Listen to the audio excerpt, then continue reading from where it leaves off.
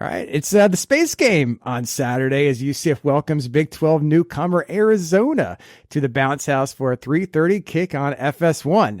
It's been a busy week here in Orlando with Gus Malzahn making some coaching changes, firing defensive coordinator Ted Roof, and handing over play calling duties to Tim Harris Jr.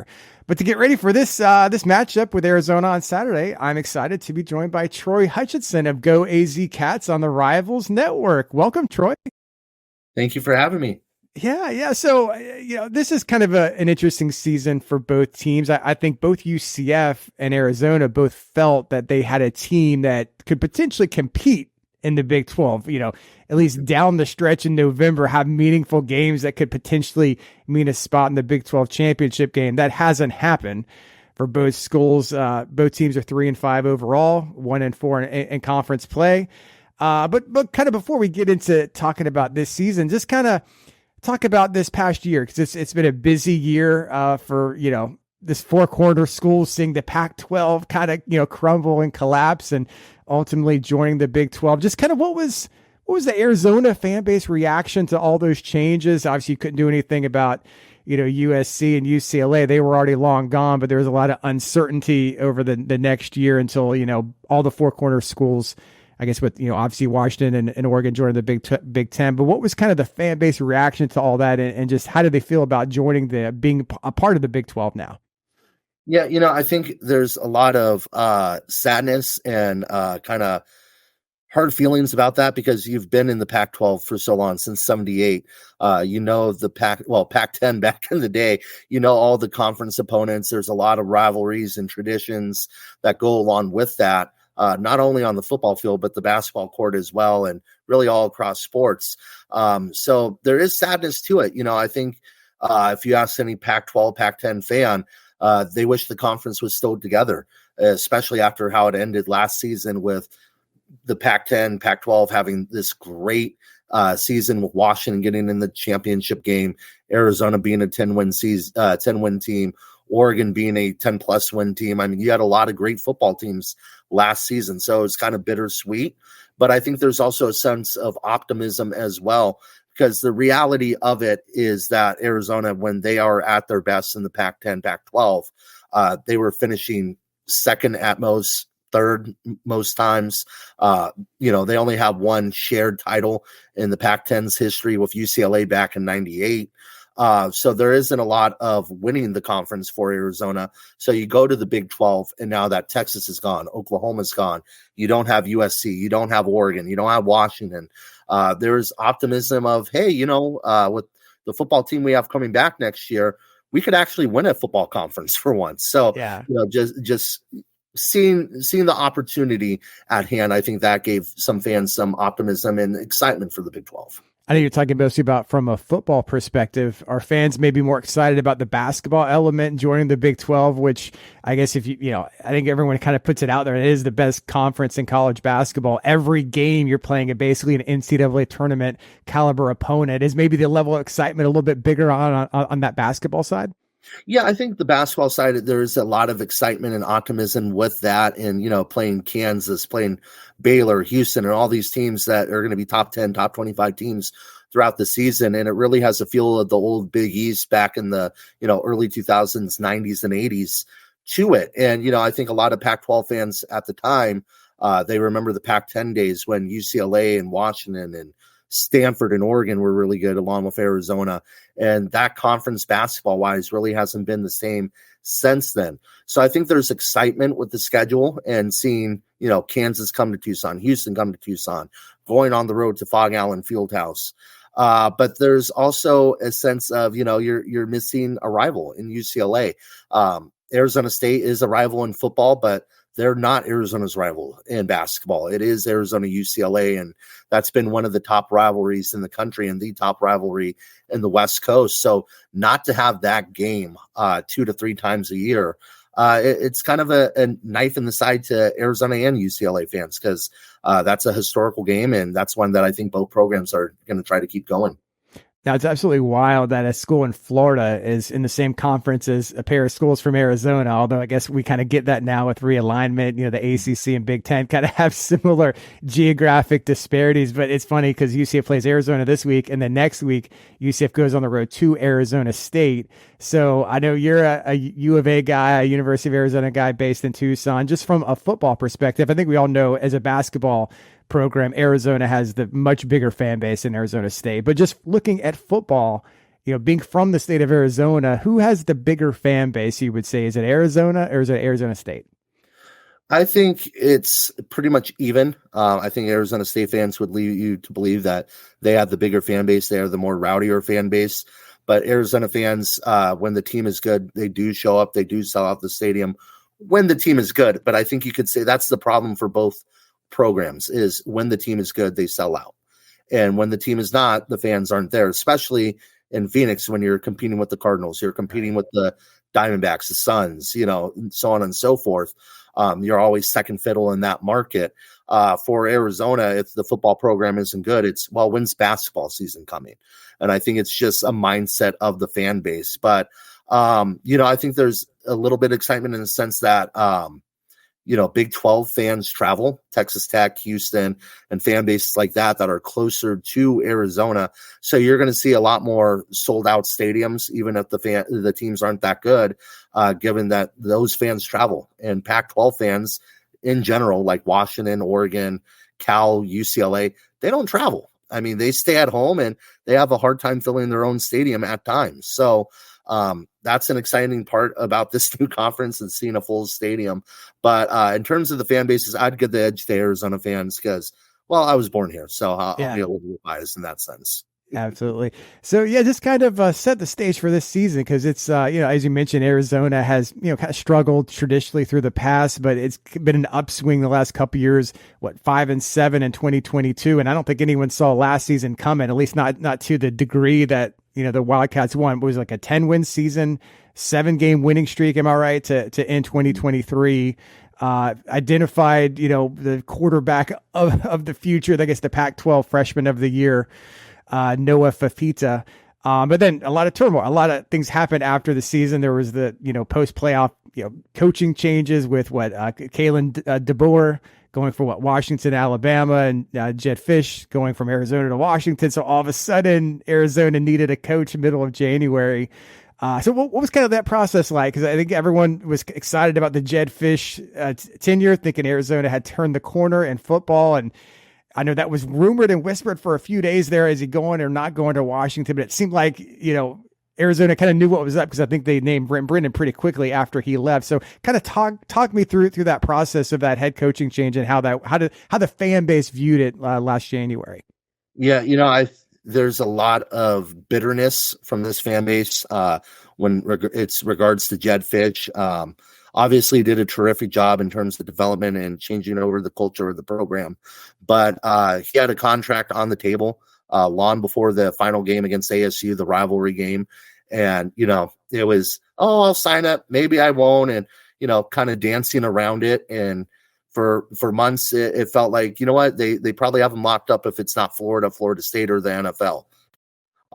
And the bottom line was that it was always going to be Washington. There's a lot of talk prior to everybody moving that, things were going to shift in that way if Nick Saban retired, and it played out that way. So I think there's a lot of bitterness from the fan base, a lot of bitterness from the team. I remember the day that he did leave and he had a players meeting at Arizona Stadium to let the team know about his decision. You had a lot of players walking out pissed, not crying, but just straight up pissed with the coaching staff.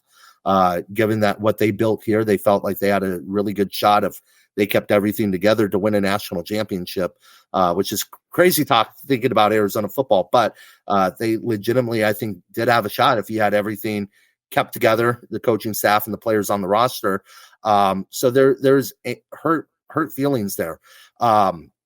Brett Brennan was a guy that they looked at before they hired Jed Fish when they made the change from Kevin Sumlin. He was one of the finalists. So Arizona was very familiar with Brett Brennan. Has Dick Tomey ties, obviously, back in the 90s. Dick Tomey was the man around Tucson. So was a grad assistant under Dick Tomey. So there was a lot of familiarity there. So once Jed Fish left for Washington, the transition to Brett Brennan made a lot of sense. It was very easy. It was a direction that the athletic director at the time wanted to go to at first. So it made it very easy, and they got the job done. And to be quite frank, it's probably the only job that Brett Brennan would have left San Jose State for, because he's a true loyal guy. And this is one of his dream jobs. Yeah. So what was the transition like from a roster standpoint? Because obviously when the coach leaves, the panic sets in. Like, is the entire team going to follow the coach to wherever he goes? You said a lot of Arizona football players were pissed over the way Jed Fish left. So was the coaching or the roster turnover, was it not as bad as maybe people would have feared? What was that like? It was definitely minimized to what could have been. I mean, it could have been a complete gutting of Arizona. And, Washington, they did try to gut Arizona's program. I think it's very clear and very out there in the open that they tried to get as many players from Arizona to Washington to come join them. But at the end of the day, Noah Fifita and Tetero McMillan are really the leaders of this football program, and the guys that have gotten guys to come and commit and sign with Arizona in the past. And if anybody is familiar with Polynesian communities, they're very close-knit, family-oriented communities, and that roster and that team very much was a family. And so once those guys stayed, they were easily able to convince their teammates to stay as well. They did get an NIL deal through Humberto Lopez, who is a big donor out here in Arizona. He does a lot of real estate stuff. I forget the exact numbers, but we'll say around $5 million in terms of NIL money that he gave to the program. Now, that all could have gone to Noah Fifita and Tetero McMillan. That was their money to do with what they wanted. And what they did is they took their NIL, but then they fed the rest of the roster. They made sure that their teammates got their NIL money and that they stayed on the roster, because their mindset was, if we all eat, everybody eats. If everybody's feasting, we're all going to have success. So that was huge. And the leadership of Noah Fifita and Tetero McMillan, it cannot be understated of how this Arizona roster really kept 85% of what could have been lost. Yeah, well, tell me more about Noah Fifita. He came in, I know last year was, like I said earlier, Pac-12 Freshman of the Year. Was he a quarterback when he committed out of high school that everyone had high expectations that he'd eventually be the guy? How did he kind of fit into that starting role last year? And what kind of season do you think he had? Yeah, he was a high 3-star recruit. Boise State was the other program that was highly interested in him. And to be, quite frank with Noah Fifita, if he was 6'1", 6'2", he would have been a 4 or 5-star kid, probably at Alabama and Oregon. That's how talented he was in high school. But the height played a factor. So it's a lot like Dylan Gabriel, who originally went to UCF, but kind of they said the same thing about him. If he would have been any taller, he would have been a 4 or 5-star guy. Oh yeah, for sure. And when he stepped foot on campus, the one thing that surprised everybody in the media, I think it even surprised the coaching staff, is from freshman spring practice, because he got there for spring practice his freshman year. He was able to read a pocket, not really hesitate under duress, make smart, high IQ football plays, and even throw the ball out of bounds when there wasn't an option out there on the football field. The IQ and the high football IQ really jumps out at you for Noah Fifita. The question was, can he throw the lawn bomb? Can the deep ball be a threat? And luckily for him, he got to develop underneath Jaden DeLora, who had success at that 5 and 7 year here in Arizona. But at the end of the day, last season, if Jaden DeLora doesn't get hurt, the rest of the country in Arizona doesn't see Noah Fifita. And I don't know if Arizona would have been 10-3. They wouldn't have been 10-3. They probably would have been hovering around 7-5, 8-4. So if that injury doesn't happen, Jaden DeLora is on the football field. He plays the whole season. Noah Fifita doesn't see the field. And let's be honest, Jed Fish still might be in Tucson or at UCLA. He's not at Washington right now. So one injury really changed the outlook of Arizona football and coaching careers as well. I know going into a second year in a program, everyone always anticipates you're going to make a big jump, freshman year to sophomore year. But talk about Noah Fifita this season. It seems like he struggled a little bit. He has more interceptions. He has 10 interceptions to 9 touchdown passes through the first 8 games this year. So what's been the verdict on his sophomore year so far? Yeah, he's a guy that puts all the pressure on him. Again, he is a very team-oriented leader type of quarterback and the perfect type that you want for that position in terms of mindset. But he puts the weight of the world on his shoulders. And you can tell that with the way he plays. You can tell that in press conferences. He's always blaming himself, saying, I got to do this. I need to do this. I need to get better here. I need to pick up this teammate. It's never anybody else's fault except him, which is great and what you want to hear. But when your team is trailing, you have these high expectations, you have the weight of the world of the fan base and the coaching staff and everything on your shoulders, you start to make mistakes and uncharacteristic mistakes. And I think that's really what happened this year for Noah Fifita. You don't see him throwing weird interceptions with guys wide open, but that's been the case. And I think it's because he's pressing. And when you're pressing, you get locked in, you get some tunnel vision, you think too much out there on the football field. You're not just flinging the ball, you're overthinking. And I think that's been a big problem for him this year that he's got to overcome. And two, it's no secret, Arizona changed the offensive play caller. Dino Babers is no longer the offensive play caller. He's still the coordinator. But Matt Atkins, the tight ends coach, is calling the plays now. This scheme and this playbook and the rhythm of the playbook really doesn't fit the strengths of Noah Fifita. There's too many balls 15 yards deep. There's not a lot of short, quick, get it out of his hands type of throws. And it's just too much time in the pocket. And I think you're just giving him too many lawn bombs and the scheme doesn't fit. You're not moving the pocket. And they got to really reevaluate this offseason on the offensive playbook and the scheme. So Arizona was predicted, these preseason predictions, you basically tear those up right now because you look at teams like Colorado and BYU, and there was teams that were predicted at the bottom that are at the top right now. But I know Arizona was predicted number 5 out of the 16-team Big 12. So I think you just talked about maybe this offense is the right fit for what Fifita is talented at. But just besides that, why has it been not working this year? Is it mainly when you look at the offense? Is that just not clicking the way it should? Are there issues on defense? What's kind of been the biggest issues you'd say for Arizona in year 1 under Brent Brennan? Yeah, I think people look at the defensive stats and giving up 31 points to West Virginia, and, that's not great and all, and I get that. But they've had injuries throughout the whole entire season on the defensive side of the ball. They're missing Jacob Manu, they're one of their leaders at middle linebacker for the season. They're missing Traden Stukes, their leader in the secondary for the season. Gunnar Maldonado, their top safety for the season, and other guys that have been nicked and banged up throughout the year as well. So you're overcoming 4 or 5 guys that are all conference performers last season for you on this defense that just aren't there. And I think Dwayne Aquina and his defensive staff have done a great job of putting things together and kind of recollecting and getting a solid defense out there on the football field. So I think defensively they're fine. You have to look at really the offense, and it really started during the off season. Right before the start of the season, their left tackle, Raymond Polito, decided that he would not play football this season due to undisclosed reasons. Those reasons haven't been released, but he is quote unquote still on the team. But he has not played this season, and he was a 4-star. He would have been a sophomore this year because he did play last year. So sophomore that would have been slotted right there at left tackle that had a tremendous year last year. And I think it shook some things up on the offensive line.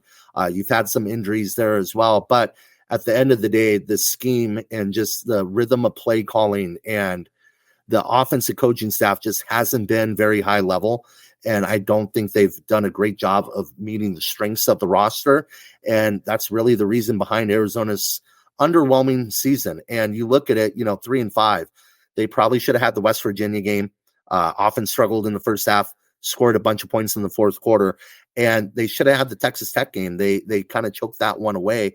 If you have those 2 games, yes, you're 5-3 and you're still not meeting expectations, but then you're going into the final 4 games of the season with the lighter portion of your schedule and saying, okay, you get to 8 wins, 9 wins. If you win out, your season's saved. It's all good. You're 8-4, 9-3.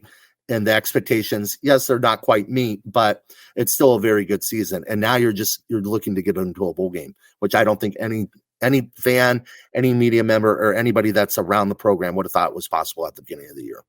Right, right. So just looking at the offense, we talked about Noah Fafita, the quarterback. Who are some other players to watch? Like, who are some of the names? We're watching the game on Saturday that we're going to see making plays. Yeah, Tetairoa McMillan, he is the best wide receiver in the country and probably will be a top 5 in the NFL draft. He is a lethal weapon out there. He is Larry Fitzgerald out there on the football field. I believe he has over 900 and something yards receiving, 5 touchdowns. 4 of them came against New Mexico. But this guy is weapon number 1. You will see Central Florida double, probably hinge him, triple team him at times. They do not want him to get the football. And then the running game. Quali Conley has been very solid for Arizona.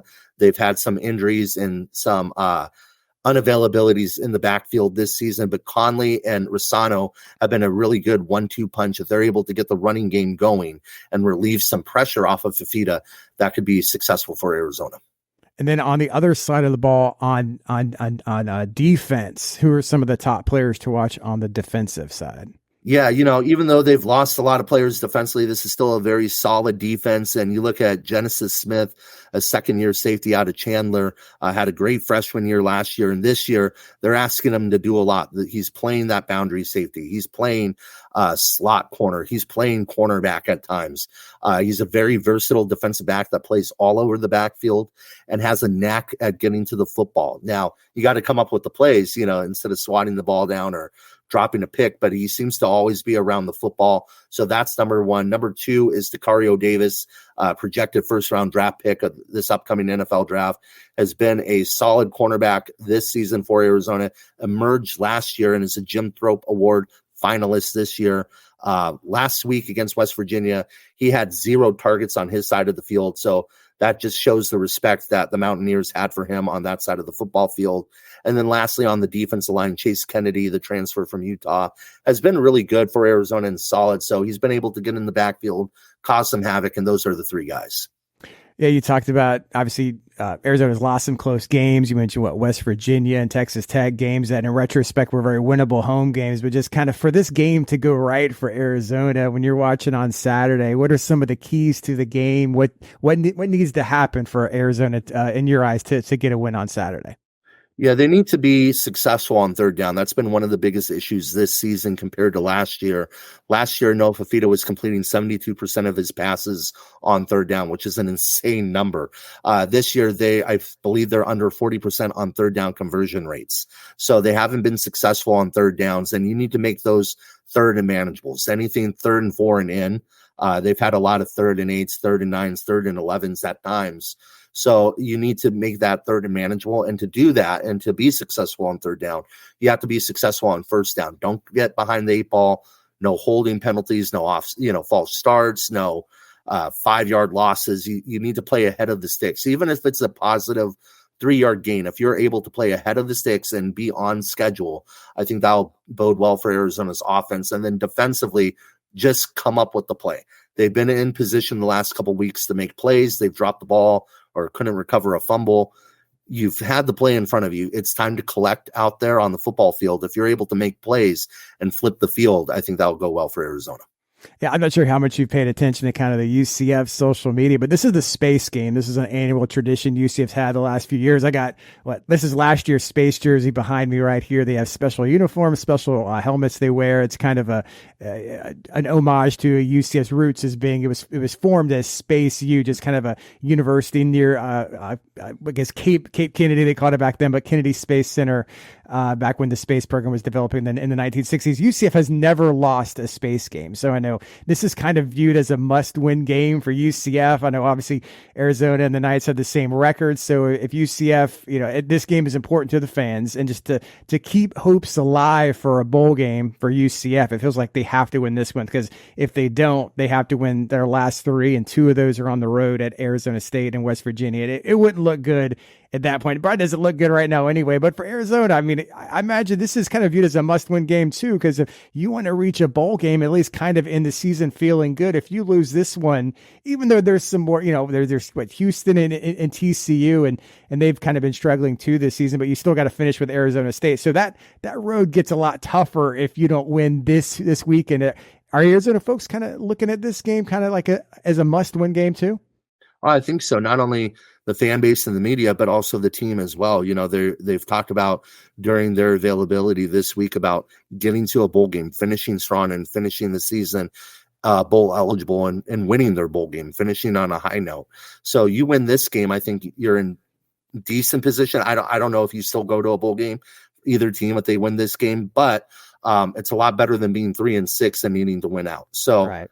This is a must-win game for both programs, and both programs are in a flux in terms of new coordinators at Central Florida and offensive schemes being changed up there, injuries on Arizona's side, and offensive issues as well. So both are in a complete dumpster fire right now, but it's a must win. And even though you have two programs that are railing, someone's going to win this. I don't know how. I don't know what's going to be the score. I don't know what's going to be the outcome, but someone's got to win.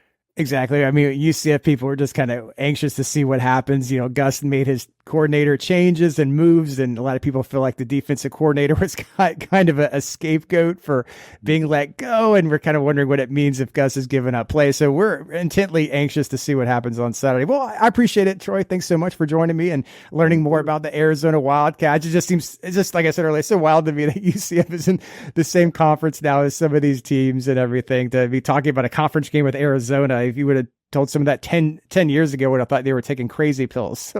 Anyway, I appreciate your time, Troy. Oh yeah, no problem. Happy to be here.